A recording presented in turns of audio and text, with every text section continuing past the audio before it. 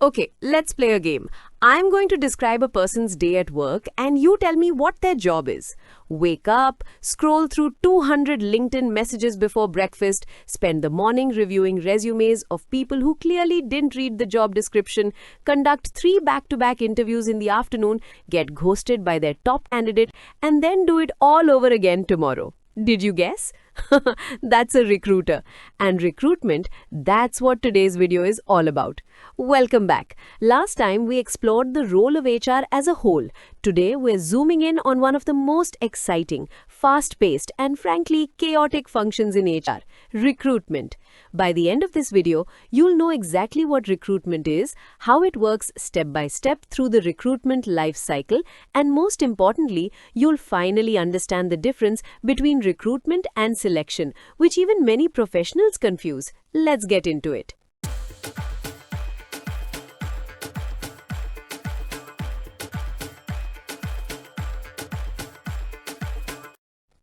Let's start with the basics. What exactly is recruitment? Here's the formal definition. Recruitment is the process of identifying that an organization needs to employ someone all the way up to the point where application forms for the post have arrived. That's it. That's where recruitment ends and selection begins.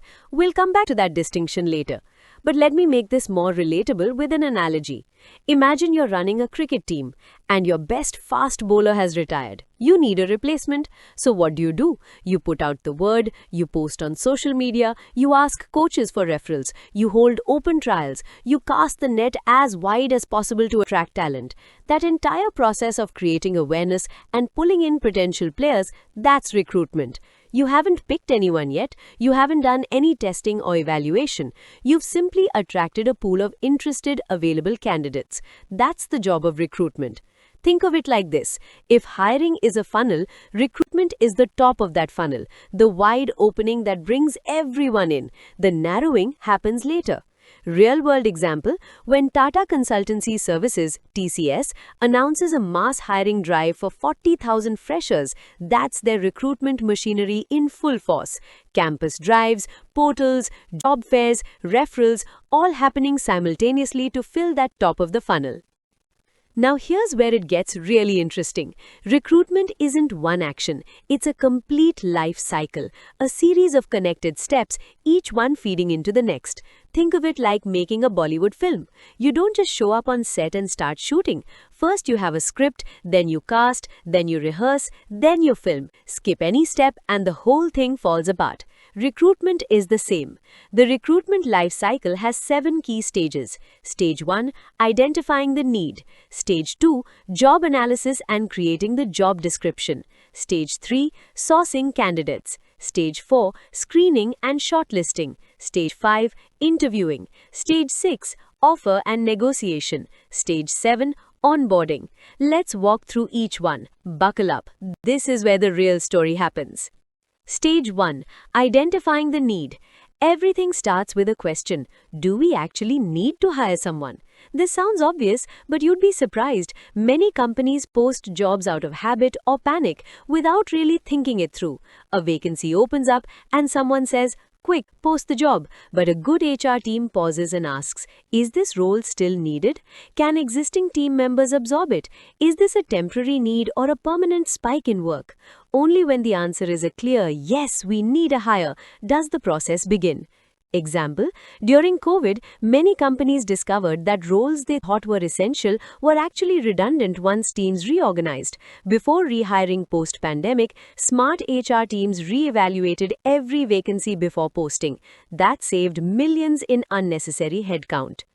Stage 2, job analysis and job description. Once you know you need someone, you need to define exactly what that someone should look like. This is job analysis. Job analysis answers 3 questions. What will this person do? What do they need to know? And what kind of person do they need to be? From this analysis, you create a job description, the official document that outlines duties, responsibilities, qualifications, and expectations. This becomes the backbone of everything: job ads, interview questions, offer letters. We've all seen those job postings that say entry level, 5 years experience required, PhD preferred, must speak 4 languages, available 24/7, will be paid in learning opportunities. That's what happens when job analysis goes wrong. Stage 3. Sourcing candidates. Now it's time to go fishing, and you want the biggest net possible. Sourcing is the act of actively finding and attracting candidates. Recruiters use multiple channels: job portals, Naukri, LinkedIn, Indeed, Monster; social media, LinkedIn posts, Twitter, Instagram for employer branding; campus drives, visiting colleges for fresh talent; employee referrals, your best employees probably know more great people; headhunting, directly approaching passive candidates who aren't actively job hunting. Real example, Wipro uses a combination of campus drives, Naukri LinkedIn portals, and a strong employee referral program called Wipro Wins, where existing employees get cash bonuses for successful referrals. Multiple sourcing channels equals better quality pipeline. Stage 4. Screening and shortlisting. You've got applications pouring in. Now comes the not-so-glamorous part, screening. And here's a stat that would blow your mind. For a popular job posting, recruiters can receive up to 250 resumes for a single position. That's 250 people's life stories, hopes, and dreams in your inbox, and you need to shortlist maybe 8 to 10 for interviews. How do you do it without losing your mind? You use the job description as your filter. Every resume is measured against the key requirements. Does this person have the must-have qualifications, relevant experience, red flags like frequent job hopping or unexplained gaps? Studies show that the average recruiter spends just 6 to 7 seconds reviewing a resume before deciding yes or no. 6 seconds. Your entire career summarized in the time it takes to tie a shoelace. This is why resume formatting matters so much. Stage 5. Interviewing. The shortlisted candidates now face the interview process, and depending on the role, this can be one round or many rounds. Typical interview sequence. Round 1, HR screening call, 15 to 20 minutes, basic fit check. Round 2, technical or skills assessment. Round 3, panel interview with the hiring manager. Round 4 plus, senior leadership rounds for senior roles. Real example, Google famously used to conduct 12 plus interviews for a single hire. After research showed that 4 interviews were enough to predict performance with 86% accuracy, they cut it down to 4. Even Google had to learn not to over-interview. Stage 6. Offer and negotiation. Your top candidate has been identified. Now you extend the offer and brace yourself, because this is where it gets spicy.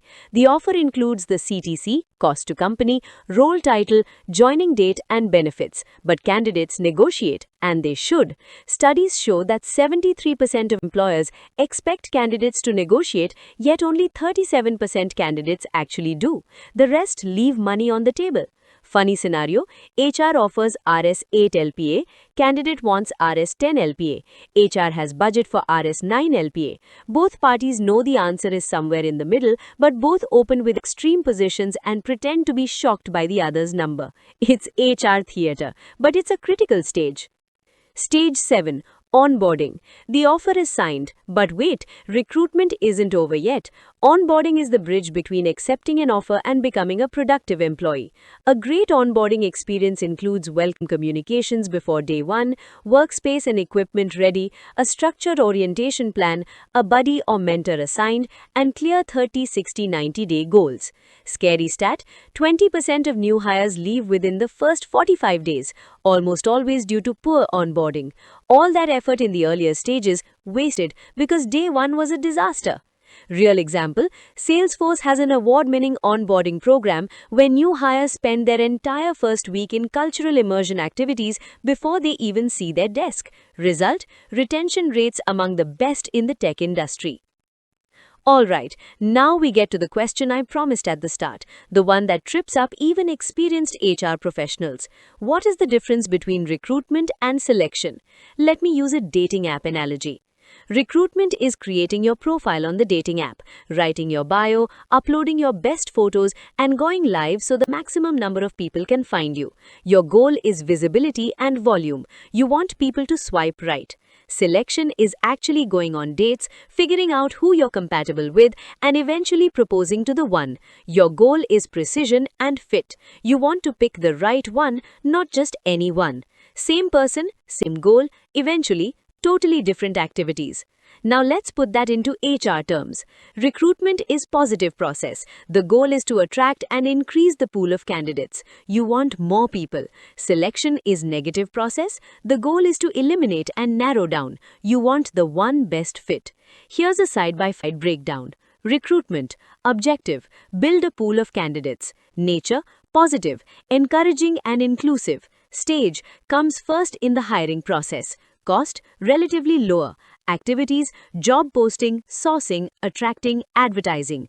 Output, a pool of interested applicants. Selection, objective, choose the best from the pool.